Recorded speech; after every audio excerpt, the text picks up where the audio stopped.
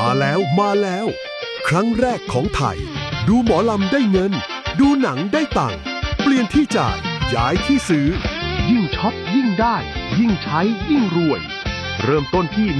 159 บาท แพลตฟอร์มของคนไทย ยอดใจใฝ่ธรรม มีสินค้าให้เลือกมากมาย ความสุขนำทาง คุณธรรมนำธุรกิจ ยอดใจใฝ่ธรรม 100 ความฝัน พันเป้าหมาย ยอดใจใฝ่ธรรม สมัครฟรี สายตรงกับท่านประธานยอดยิ่ง 096-814-4245 หรือขอลิงก์จากผู้แนะนำตรง และบริษัทยินดีต้อนรับพาร์ทเนอร์ผู้ประกอบการทุกท่าน